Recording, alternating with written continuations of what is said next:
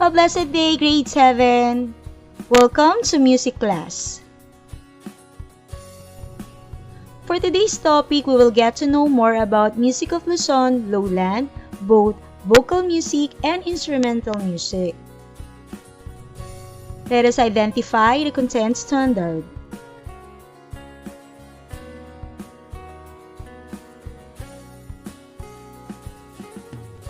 Performance standard.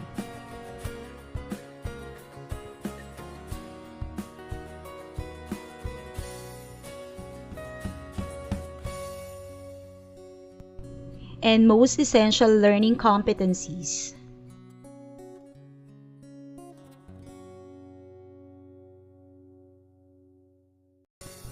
This lesson will focus in the instrumental music of Luzon Lowland. It proved that we Filipinos can also do whatever the Westerners can, as seen in the performance of the instrumental music of Luzon Lowland. Examples are brass band, MUSIKO BUMBONG ensemble, bamboo organ, ANGKLUNG ensemble, HIMIG PANGKAT KAWAYAN.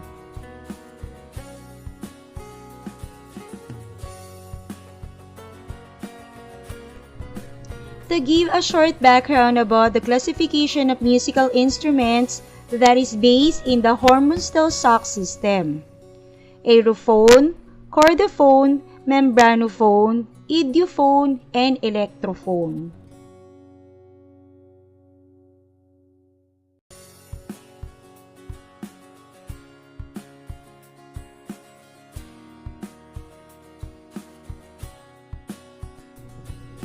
Aerophone produce sound primarily by causing a body of air to vibrate. Example: flute, trumpet, French horn, harmonica, panpipe.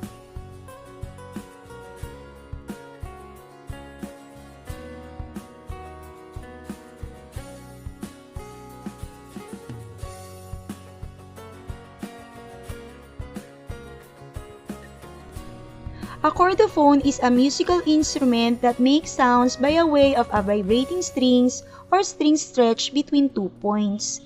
It is one of the 4 main divisions of instruments in the original hormone-still-sock scheme of musical instrument classification. Examples played by bowing are double bass, violin, and viola. Example of chordophones that are played by plucking are bajo, guitar, harp, mandolin, and ukulele. Idiophones make their sound by hitting, rubbing, or shaking. Drums are not idiophones, neither are string instruments.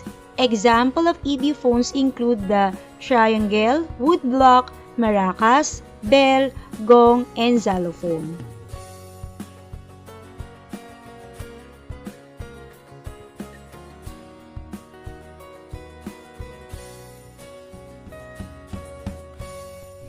Membranophones are instruments that make sound from the vibration of stretched skin or membranes. Drums and tambourines are common examples of membranophones.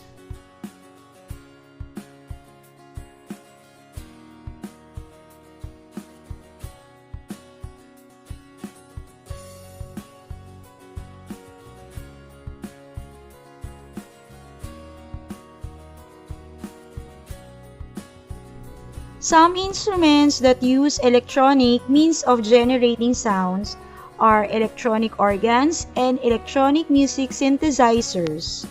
On the other hand, electronically amplified conventional instruments include guitars, pianos, and others.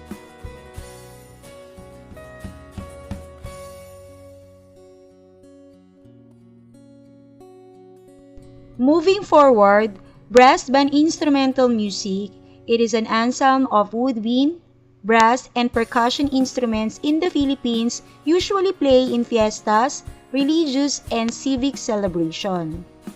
Repertoire may include folk songs, popular music, dance music. Band was so remarkable that every town used to have 2 or more bands. They sometimes participate and even compete in many town band competitions. Brass band is the instrumental music during the American and Japanese periods.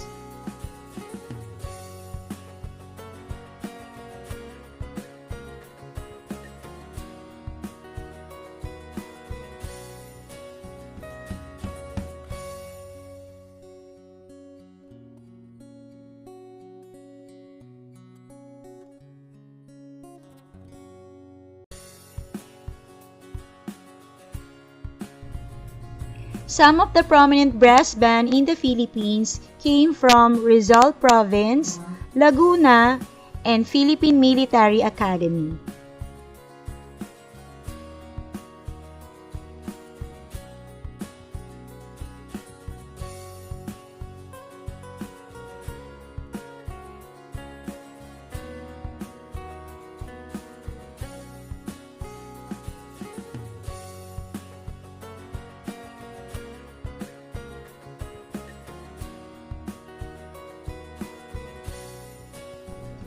In brass band, there are woodwind instruments, and these are clarinet, piccolo, alto saxophone, tenor saxophone, flute. Let's get to know more about it.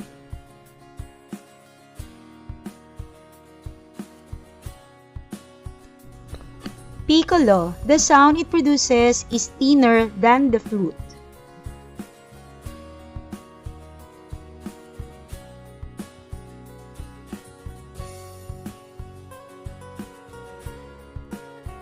Clarinet is a straight, cylindrical tube with cylindrical bore and a flared bell.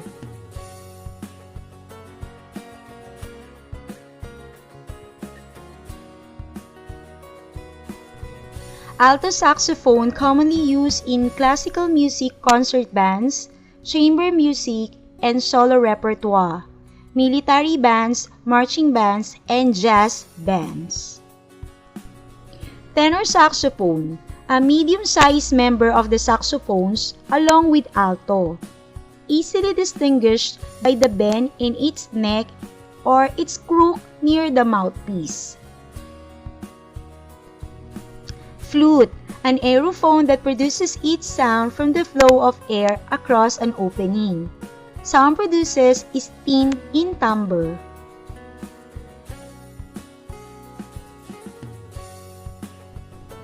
At this point, let us enumerate the different brass wind instruments: trombone, trumpet, euphonium, sousaphone, French horn.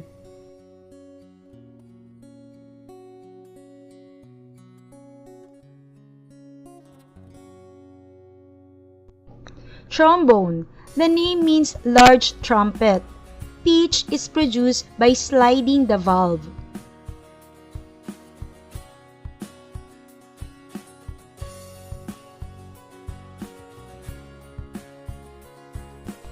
Trumpet has the highest register in the brass family.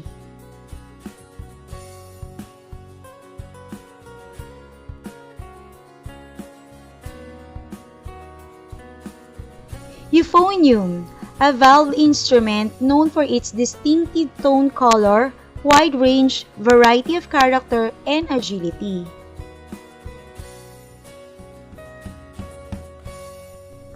Sousaphone, known as the bass, a type of tuba designed to be easier than the concert tuba to play while standing or marching.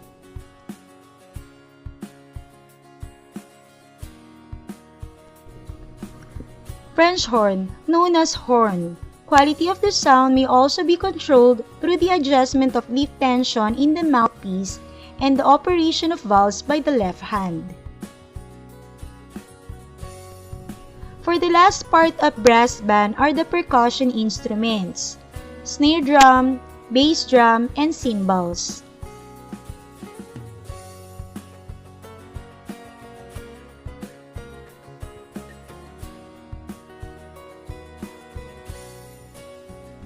Cymbals. The heavier the cymbals, the louder the volume. Thin cymbals have a fuller sound, higher pitch, and faster response. Snare drums, known as a side drum, is ever-present percussion instrument known for its cylindrical shape and powerful staccato sound.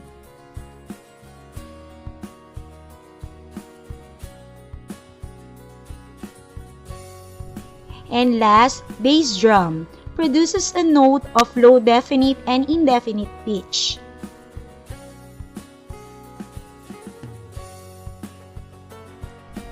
The national anthem of the Philippines, Lupang Hinirang, originally entitled Marcha Nacional Filipina.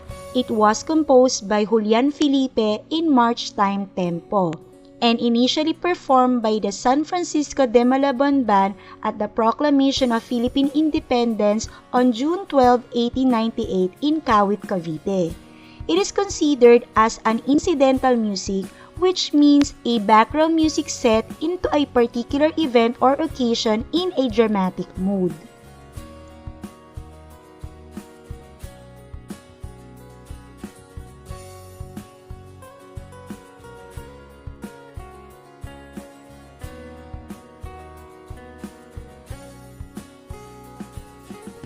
After a year, Jose Palma wrote the lyrics adopted from the Spanish poem Filipinas and entitled it Himno Nacional Filipino.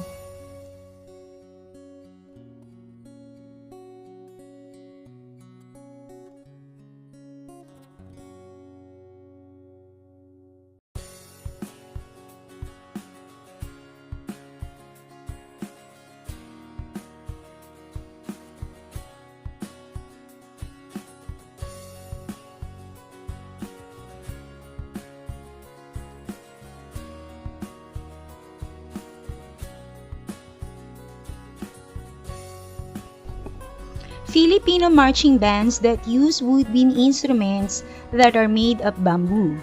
The shapes and the size are similar to brass band instruments but have different sounds. The MUSIKO BUMBONG playing together produces good harmony.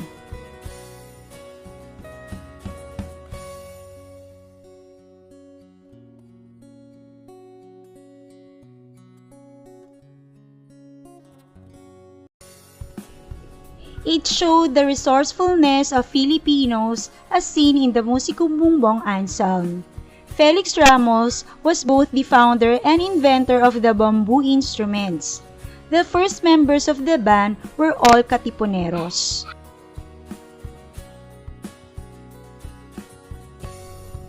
Malabon Musikong Bumbong started as a plain banda de boca, meaning bibig or mouth, in Barrio Tunsuya, Malabon in 1896. The band was renamed several times, but it is currently known as KAWAYAN under the leadership of Lieutenant Colonel Gilbert M. Ramos, a fourth-generation descendant of the band's founder.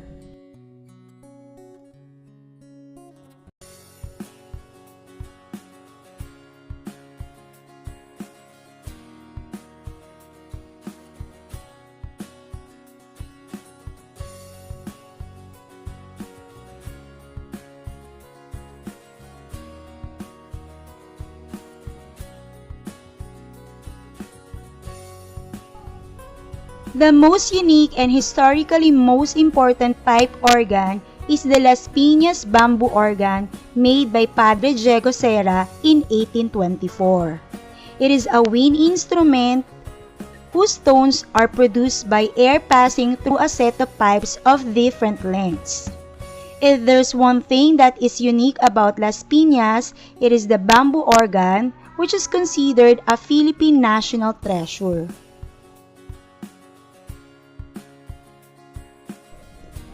It is the only 19th century bamboo organ in the Philippines that has survived and still functioning.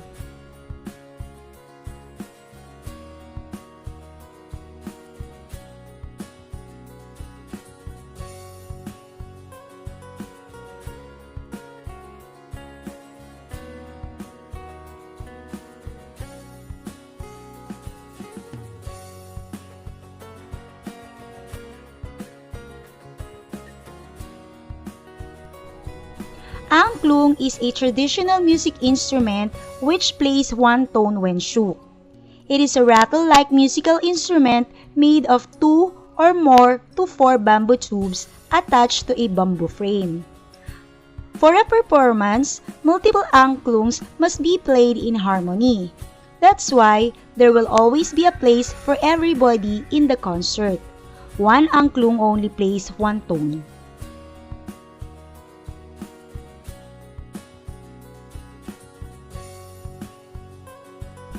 These are the main 3 parts of angklung instruments: frame, bamboo tube rattles, and bass frame.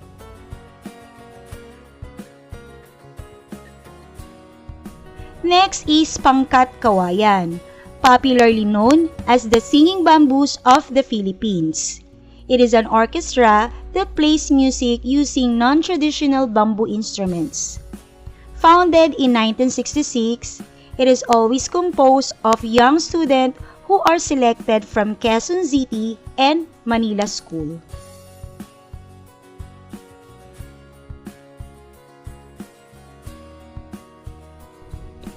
The group's musical instruments, numbering more than 100, are made of several kinds of the versatile bamboo in various sizes, shapes, and designs. It includes aerophone instruments such as bumbong, kalagong, panpipes, and tulali.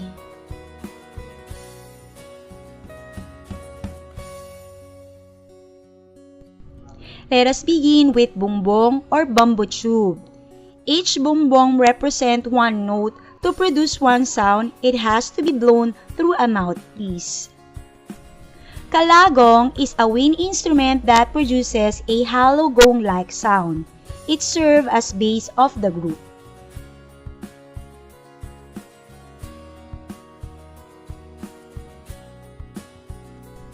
Panpipes. Each pipe represents a note and is blown to produce the sound. Small pieces of bamboo in graduated small tubes that has been put together by string.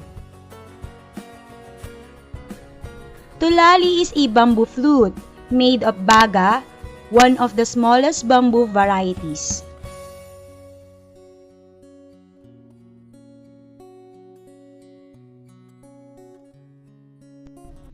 Another group of instruments of HIMIG pangkat kawayan are idiophone instruments such as ANGKLUNG, kalatok, talunggating, and kiskis.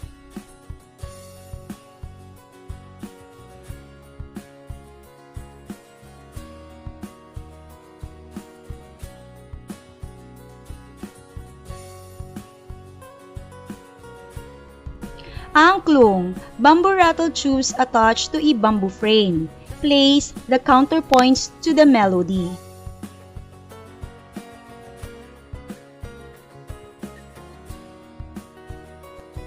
Next is kalatok.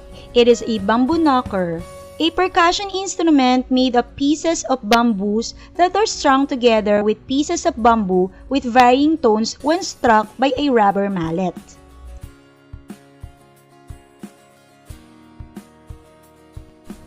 Next is talunggating or bamboo marimba. It plays the melody. Mallets made out of rattan and rubber are used to play the instrument. Lastly is kiskis. It is a Filipino word which means to scratch or to rub against something. It is played by rubbing a rattan stick on its ridges. That is the end of the lesson about instrumental music of Luzon, Lowland. Here are the references that I have used in doing my presentation. Photos used here are from Canva. Credits to the owners of other photos from different sources. Acknowledgement is underneath each pictures. This has been your teacher, Mrs. Cynthia Soledad S. Aspe. Thank you for watching my video lesson. But before I end, let me share with you the quote that I got from the randomvibes.com. Some days I need the music, and some days I need the lyrics. Can you relate to that? Have a nice day!